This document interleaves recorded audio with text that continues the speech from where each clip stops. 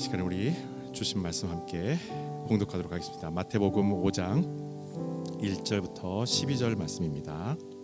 자, 한 목소리 함께 봉독하겠습니다.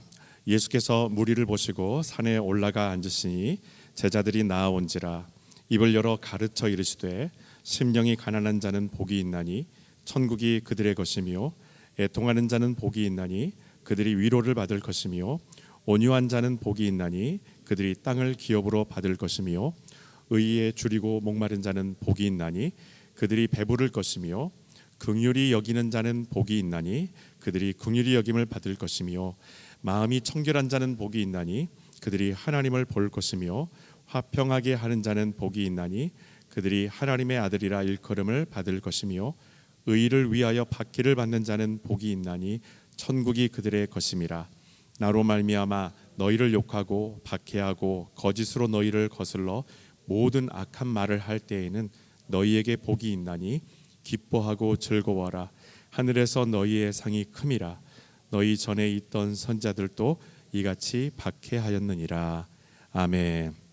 네, 여러분 반갑습니다. 오늘 복음자리 교회 특별히 11주년 창립 감사 예배인데 이 특별한 예배에 초청을 받게 돼가지고 너무 감사하고 또 송구한 마음도 있고요. 귀한 예배 저 같은 사람 불러주셔가지고 감사합니다. 우리 조대호 목사님은 예전에 뭐 아시는 분들은 잘 아시겠지만 그 제자교회 계실 때부터 이제 복음의 특심이시고 뭐 헌신되시고 막 열심을 내셔서 막 학생들 많이 불러다가 기도도 많이 하시고 굉장히 열심히셨는데 교회를 개척하시면서 복음자리 교회라고 이름 지으신 것도 야 목사님의 마음을 참 잘 드러내 있다, 마음과 헌신 잘 드러내 있다는 생각이 들었습니다. 이 11년의 복음자리 교회의 사역을 통해서 귀한 열매 맺으신 줄로 믿고요. 여러분 한 분 한 분이 귀한 열매 되신 줄로 믿습니다.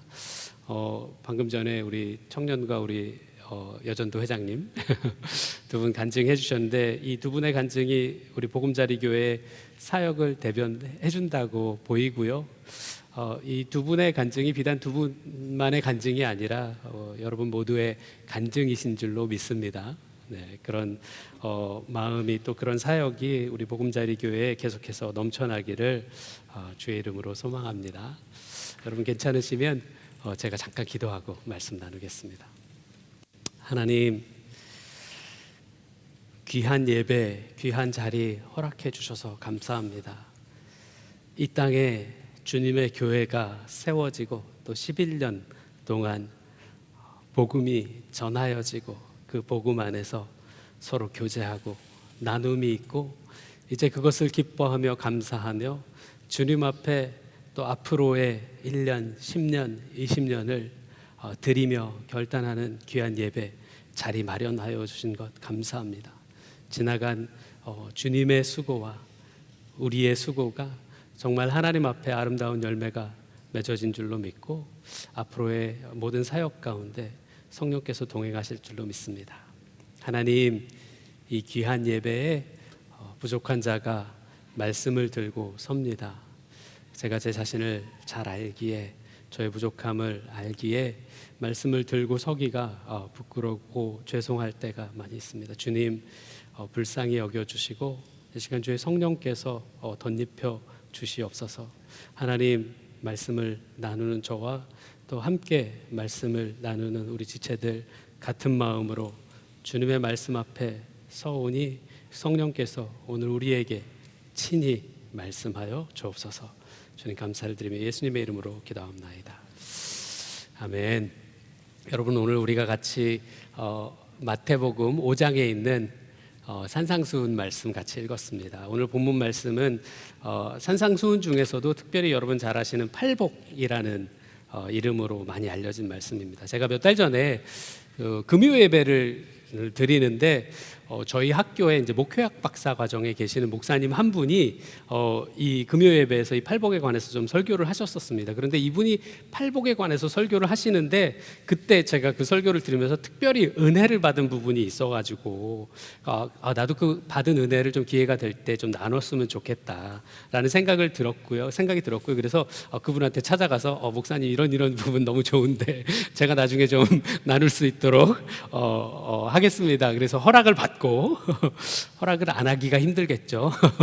네, 허락을 받고 이 목사님 말씀하셨던 것을 바탕으로 제가 팔복에 관해서 조금 더 나누려고 합니다. 여러분, 일반적으로요, 우리가 방금 읽었던 이 본문 팔복 말씀을 읽을 때요, 보통 주석이나 설교들은요, 여기에 나오는 이 각각의 단어들이 어떤 의미를 가졌는지, 어떤 뜻인지를 설명하는데 집중하게 됩니다. 그래서 예를 들면 심령이 가난하다는 말은 무슨 말인지, 애통은 무엇을 말하는지, 온유의 뜻이 무엇인지, 의는 무엇을 말하는지, 이제 그런 것들을 찾아가는 작업들을 하고요. 이게 사실 굉장히 중요한 작업입니다. 왜냐하면 특별히 여러분 아시는 대로 이 마태복음 성경은요, 그 헬라어 그리스어로 쓰여 있는데 이 헬라어 그리스어로 썼던 사람은 사실 아람어나 히브리적인 생각을 가지고 그리스어로 또 썼을 가능성이 높기 때문에 이 단어들의 뜻을 잘 찾아가는 것들이 굉장히 중요한 작업입니다. 그래서 여러 주석들을 찾아보면서 단어 하나하나의 뜻에 대한 설명을 보고 찬찬히 확인해 보는 것이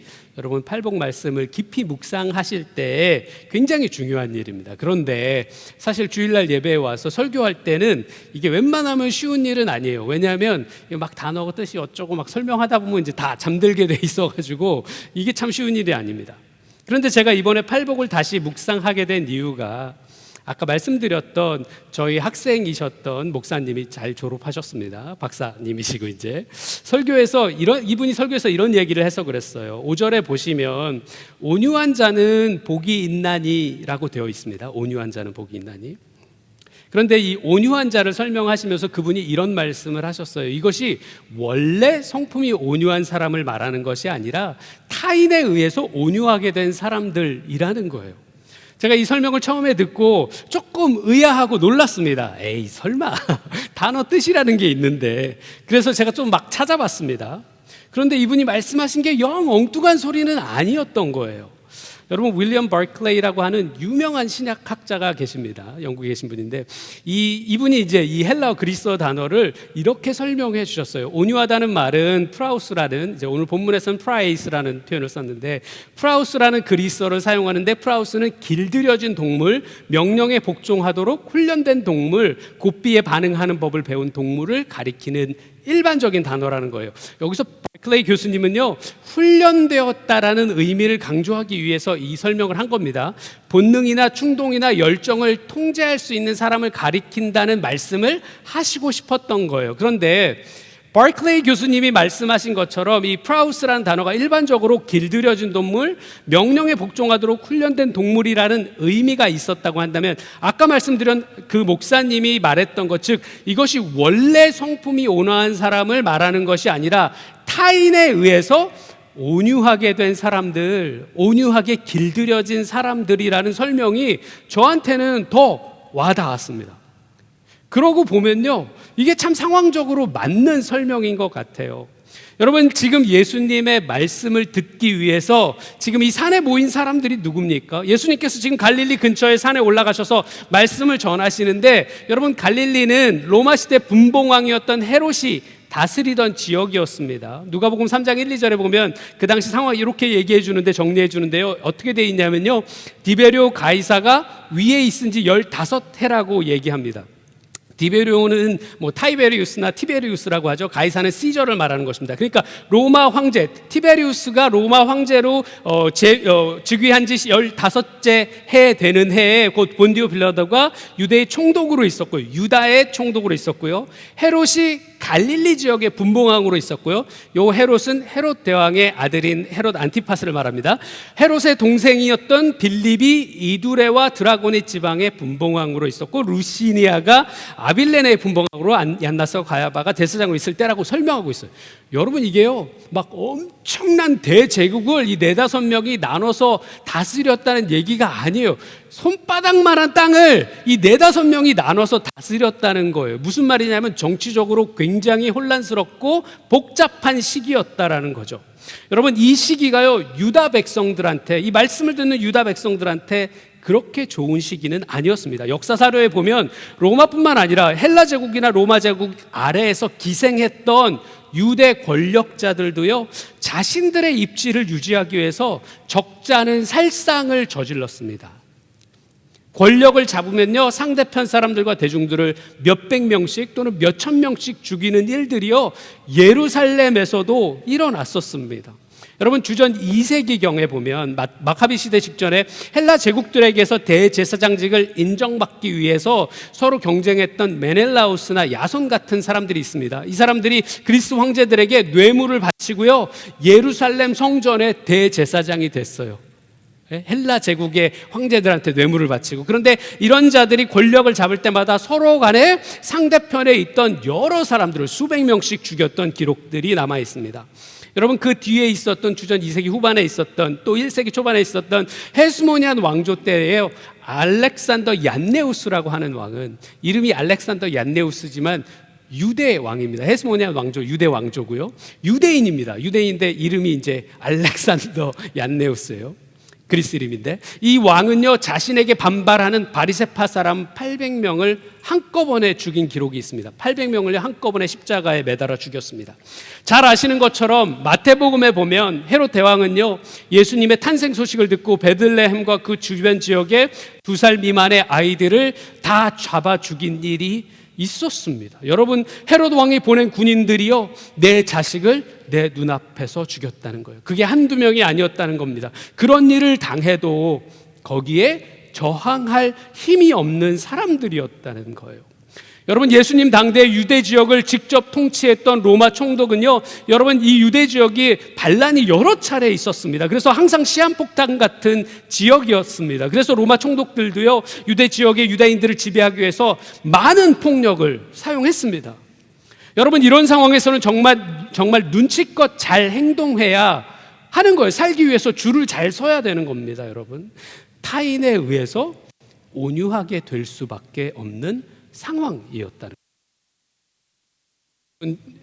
뭐 캐나다 오신 지 오래 되신 분들도 계시고 또 얼마 안 되신 분들도 계신데 저도 캐나다에 있은 지 이제 지금 한 20몇 년 됐습니다만은 캐나다에 있으면서 공공기관에 가서 무슨 일 하려 보면 이런 생각 드실 때 있잖아요. 아, 오늘도 내가 당했구나. 그런 생각 들 때가 많이 있습니다. 그런데 그것을 어떻게 바꿀 힘이 없어요. 그렇죠? 억울할 때가 많이 있습니다. 제가 작년 가을에 아까 말씀해 주셨던 것처럼 안식년으로 한국에 다녀왔는데 거기서 뭐 여러 가지 일을 보느라고 주민센터, 옛날 이름으로 이제 동사무소가 되겠죠. 주민센터나 이제 우체국 알뜰폰 같은 거 하러 우체국 같은 데 가면요 직원분들이 진짜 너무 친절해요. 그러니까 딱 사람이 들어올 때 이 눈치를 보고 있어. 어떻게 도와줄까? 그리고 막 다가와서 막 너무 설명도 잘해주시고 진짜 너무 친절하게 서비스를 해주시는 거예요. 제가 서비스를 받으면서도요 너무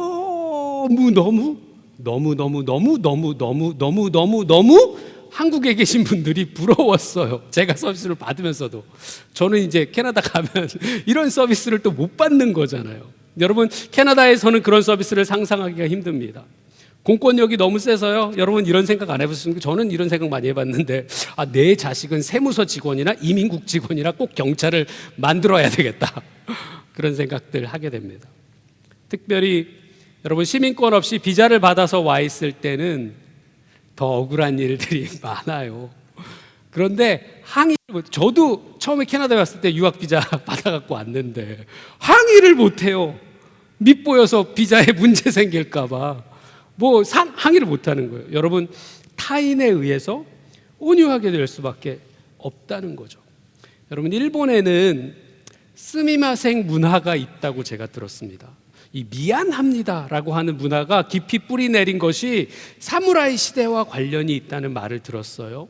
여차하면 사무라이의 칼에 확 베일 수 있으니까 지나가다가 살짝 부딪히기만 해도 미안합니다, 미안합니다, 스미마생, 스미마생 하면서 조심해서 지나가야 한다는 거예요. 여러분, 만약 이게 사실이라면 타인에 의해서 온유하게 된 경우라고 할 수 있겠죠.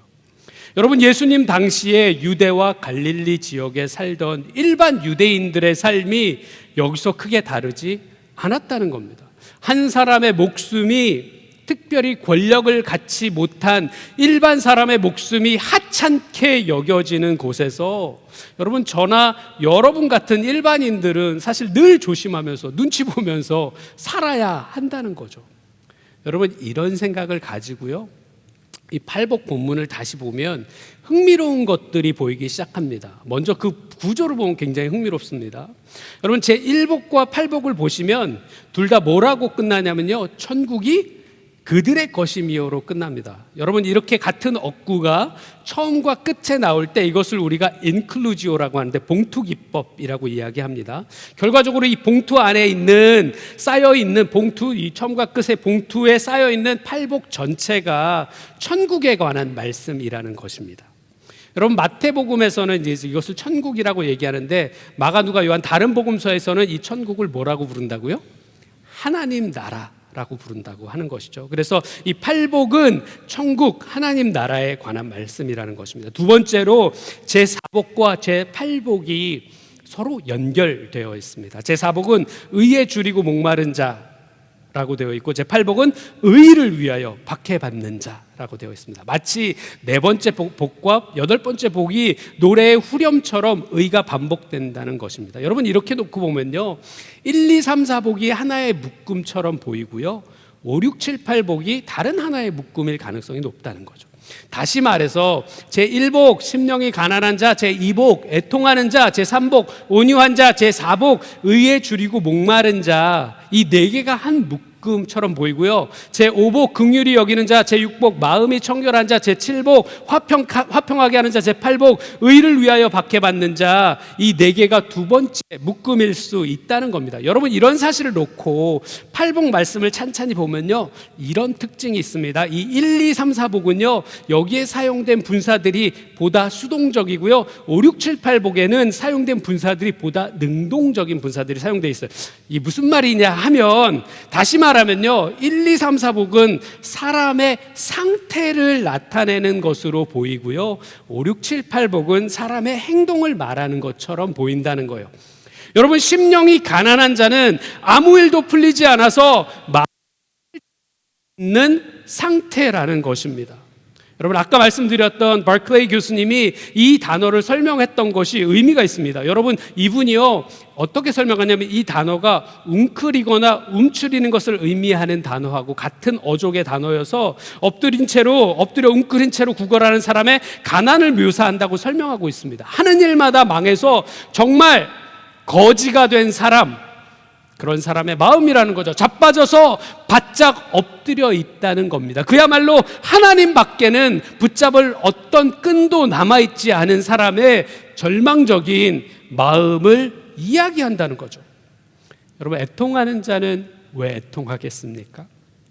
여러분, 이것은요, 모든 주석가들이 비슷하게 설명합니다. 어떻게 설명하느냐면요, 이 헬라어 단어가요, 깊이 사랑하는 사람이 죽었을 때, 사랑하는 아내나 가족이나 부모님이나 자식이 죽었을 때 가장 강하게 애도하는 것을 표현하기 위해 사용되었던 단어라는 거죠. 여러분, 온유한 자는 어떤 사람이라고요? 자기 목숨을 부지하기 위해서 몸을 사리는 사람, 그만큼 힘없는 사람이라는 것입니다. 내가 목소리를 높이거나 화를 내면 더 큰 고통과 어려움을 당하는 사람이라는 거죠. 힘이나 돈이 없어서 비굴하게 지내야 하는 사람을 말한다는 겁니다. 여러분, 의에 줄이고 목마른 사람은 어떤 사람입니까? 학자들이요, 여기서 이 굶주리고 목마른 것이 얼마나 심각한 정도로 굶주리고 목마른 것인지에 대해서 많이 설명합니다. 그냥 여러분 한 끼 굶어서 배고픈 것이 아니라는 거죠. 영양실조로 이제 죽어가는 상황이라는 거죠. 사막에서 물 한 방울이 없어서 죽을 지경에 있는 목마름이라는 거예요. 그런데 여러분, 여기서 진짜로 정말로 중요한 것이 있어요. 뭐냐면요, 여러분, 여기서 먹을 것이 없어서 굶주리고 물이 없어서 목마른 사람이 아니라 뭐에 굶주리고 목마른 사람이라고요? 의에 굶주리고 목마른 사람이래요. 여러분, 의에 굶주리고 목마른 사람이면 여러분 어떤 사람입니까? 여러분, 의에 굶주리고 목마른 사람은요, 죽을 정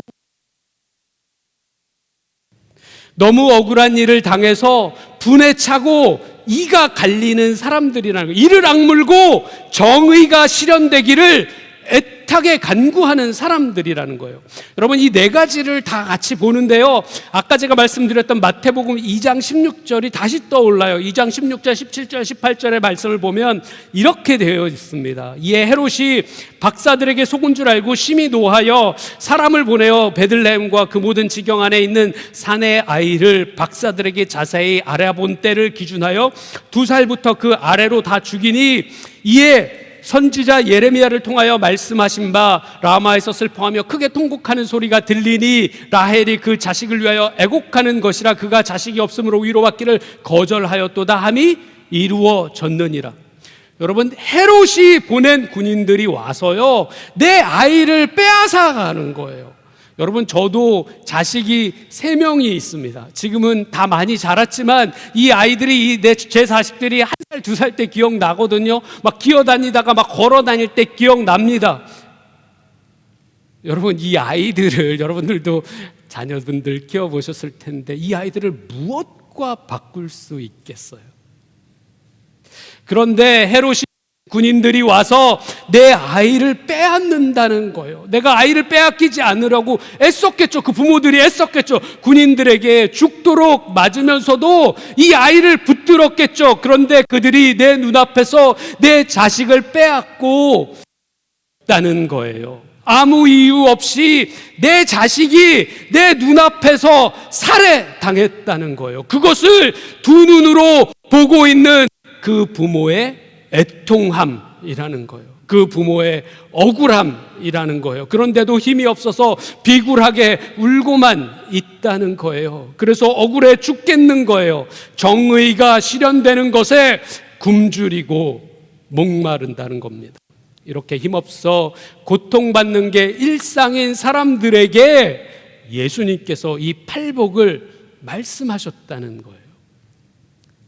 여러분, 오늘 말씀을 보면서 제가 여러분과 나누고 싶은 한 가지 포인트가 있다면, 여러분, 팔복 중에 적어도 1, 2, 3, 4복까지는요, 이것이 윤리적인 교훈이 아니라 위로의 말씀이라는 것입니다. 여러분, 스탠리 하워하스라고 하는 유명한 신학자가 이 부분을 이렇게 설명해 주세요. 그러므로 산상설교는 요구사항의 목록이 아니라 예수님과 그 주변에 모인 사람들의 삶에 대한 설명입니다. 팔복이 전체 산상수훈의 해석적 열쇠가 되는 이유는 바로 이것이 권고사항이 아니기 때문입니다. 여러분, 누구도 나가서 심령이 가난해지거나 애통해야 하거나 온유해지도록 노력하라는 요청을 받지 않았다는 거예요.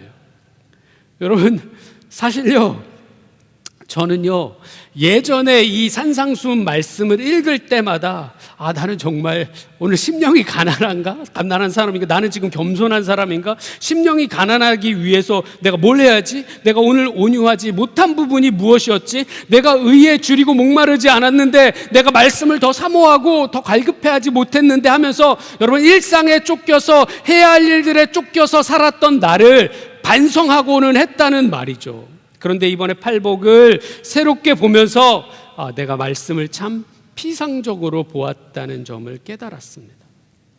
여러분, 사실 오늘 예수님께서 이 산 중턱에서 말씀을 전하실 때 거기에 모였던 사람들이 이미 심령이 가난한 자들이었다는 거예요.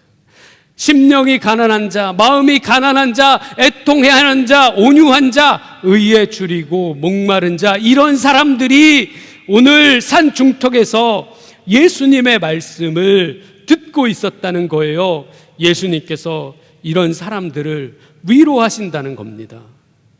하는 일마다 망해서 마음이 실족해 있는 사람들에게, 나에게 아무것도 남아있지 않다고 절망하는 사람들에게 오늘 심령이 가난한 너가 복되다. 천국이 너의 것이야. 사랑하는 가족이 죽어서 고통으로 슬픔에 빠진 사람들에게 오늘 애통하는, 오늘 눈물 흘리는 네가 복되다.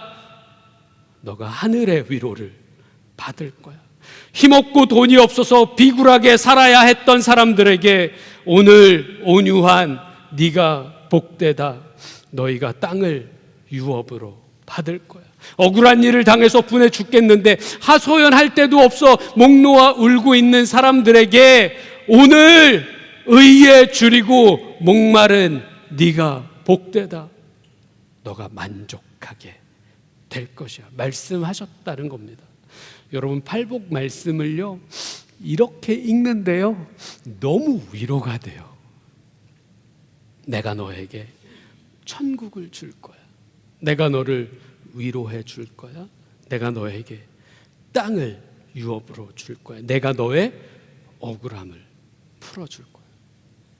여러분, 이렇게 제가 팔복 말씀을 새롭게 묵상하면서 첫 번째 놀랐던 것이요, 이 팔복이 윤리적인 조언이 아니라 이미 비참한 삶을 살고 있던 백성에게 주셨던 위로의 말씀이라는 점이었습니다. 그런데 여기서 여러분 또 한 가지 중요한 포인트가 있어요. 제가 팔복 말씀을 묵상하면서 두 번째 놀란 점입니다. 여러분, 누구나 다 위로할 수 있습니다. 위로의 말을 전할 수 있죠. 저도 고통받는 분을 위로할 수 있고요. 여러분, 우리가 또 위로의 말을 전합니다. 그런데 예수님의 이 말씀은 단순한 한 번의 위로, 지나가는 위로의 말로 끝나는 게 아니라는 거예요.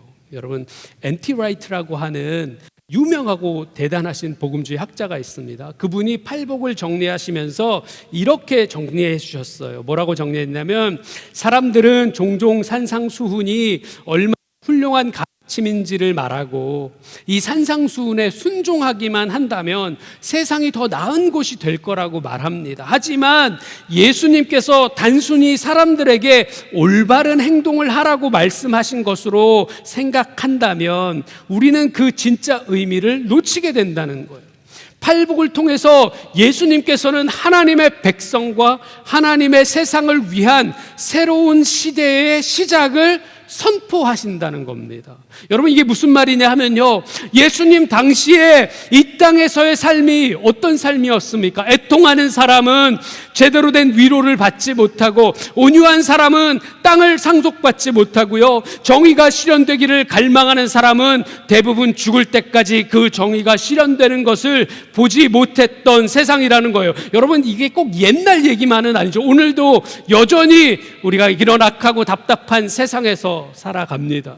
여러분, 예수님께서는요, 이런 악함이 뒤집어진 세상, 이 악함이 뒤집어졌기 때문에 오히려 바로 세워진 세상을 지금 말씀하고 계시다는 거예요. 그리고 이렇게 뒤집어진 세상을 마태가 뭐라고 부른다고요? 천국, 즉 하나님 나라라고 말하고 있다는 거예요. 예수님께서는요, 예수님의 오심으로 그 천국이 이 땅에 실현되기 시작했음을 선포하셨다는 겁니다. 여러분, 요점은 이겁니다. 산상수훈의 팔복의 말씀이요, 하나님께서 일반적으로 어떤 종류의 사람들에게 복을 주시는지 그 목록을 제시하는 게 아니라는 겁니다. 산상수훈의 팔복이 단순히 지나가는 말로 하는 위로가 아니라는 거예요. 산상수훈의 팔복은요, 하나님의 새 언약을 선포하는 겁니다. 이 땅에 천국, 하나님의 나라가 시작되었음을 선포하신 것입니다. 그래서요, 여러분, 이것은요, 한 번으로 끝나는 위로가 아니라는 겁니다. 수많은 유대인들이 수백 년의 역사 속에서 단 한 번도 제대로 맛보지 못했던 천국이 실현되기 시작하셨음을 선포하신 것입니다. 그래서 여러분, 팔복은요, 좋은 조언이 아니라 좋은 소식, 즉 복음이 된다는 겁니다. 여러분, 말씀을 좀 정리하겠습니다. 오늘 말씀을 비슷하게 보여주는 드라마 한 장면이 있습니다. 여러분 그 사극 중에 슈룹이라는 사극이 있었습니다. 혹시 고개를 끄덕이신 분이 한 분이 계신데 남자분이셨습니다. 저도 뭐 드라마를 본 거는 아닌데 여러분 유튜브에서 슈룹 김혜수 사이다라고 찍으면요 나오는 영상이 있습니다. 이 사극의 한 장면인데요. 여러분 잘 아시는 배우 김혜수님이 주인공으로 나오는 드라마입니다. 김혜수 배우가 주인공으로 나온다면 그 드라마가 어떤 성격인지 잘 아시겠죠? 딱 느낌이 오시잖아요. 거기서 어떤 양반이 이제 사극인데 양반이 자기 여종을 겁탈을 한 거예요. 그리고 오히려 이 여종이 자기를 유혹했다고 죄를 뒤집어 씌우고 돌팔매를 시킵니다. 근데 지나가던 김혜수님이요 이거를 보고 이 양반에게 따지기 시작하는 거예요. 그러다가 막 상황이 막 격해진 거예요. 그래서 급기야 이 양반의 막 따귀를 때린 거예요. 짝! 그래서 따귀를 맞은 이 양반이 막 엄청 분노해가지고 이 여인을 막 때리려고 그래요. 이 여인을 해하려고 하는 순간에 어떤 일이 벌어져요? 저쪽에서 사람이 막 달려와요. 사람이 막 달려오면서 이 여인을 불러요. 여러분 어디서 많이 본 장면 같죠? 그럴 때 꼭 클리셰 있잖아요. 그 여인을 뭐라고 불러요? 그 영화 볼 때마다 나오는 뭐라고 부른다고요? 중전! 두 분이 계셨네요. 드라마를 보시면 중전 마마 하면서 달려오는 거죠. 그러니까 중전 마마 하고 부르니까 모든 상황이 거기서 다 정리가 될 거 아니에요. 끝난 얘기죠. 막 다 난리가 났습니다. 거기 모여있던 모든 사람이 다 그 김혜수님 중전마마 앞에서 엎드려졌고요. 그 양반도 그 앞에서 엎드려서 막 이제 벌벌 떠는 거죠. 그리고 중전마마가 시키니까 그 양반이 그 여종에게 또 사과합니다. 내가 잘못했다, 뭐 미안하다, 막 이제 사과를 했어요. 그런데 거기서 그 여종이 엎드려서 중전께 이렇게 말해요. 마마, 이제 충분히 위로가 되었으니 제발 좀 떠나주세요. 떠나달라고 간청합니다. 중전이 떠나고 나면 남겨진 자신의 삶이 더욱 가혹해질 것이기 때문에 마마 제발 좀 적당히 하시고 떠나달라고 부탁하는 거예요. 그때 중전 마마이신 김혜수님이 이런 대사를 합니다. 내 이미 너의 인생에 끼어들었다. 오늘 한 번의 사과를 받아내고 떠나버리는 것이 아니라 이 여종의 삶에 계속적으로 함께 하겠다는 말씀인 거죠. 여러분 오늘 나눈 이 1, 2, 3, 4복의 말씀을 한마디로 정리한다면 이렇게 정리할 수 있겠습니다. 내 이미 너의 인생에 끼어들었다. 예수님께서 저와 여러분의 인생에 끼어드셨다는 말씀입니다. 예수님께서 친히 세우시는 새 언약을 가지고 우리의 인생에 끼어드셨다는 말씀입니다. 예수님께서 친히 다스리실 그 하나님 나라 천국을 가지고 우리의 인생에 끼어드셨다는 말씀입니다. 더 이상 내 힘으로만 살아가고 나 혼자 고통 중에 아파하고 억울함과 서러움에 혼자 울부짖게 내버려 두시지 않겠다는 약속이십니다. 오늘 우리의 인생에 끼어드시는 주님의 그 부르심, 그 음성을 들으시는 저와 여러분 되시기를 주의 이름으로 소원합니다. 오늘 그리고 특별히 보금자리 교회 창립 기념주일인데 주님께서 산상수훈에서 선포하신 이 천국의 복음이 우리 보금자리 교회에서 드러나고 성취되기를 주의 이름으로 소망합니다. 그리고 그 천국의 복음이 우리 보금자리 교회의 DNA가 되어서 이 보금자리 교회에 나오시는 모든 지체들, 새가족들이 이 천국의 위로를 맛보는 그런 귀한 역사가 있기를 주의 이름으로 소망합니다. 같이 기도하시겠습니다.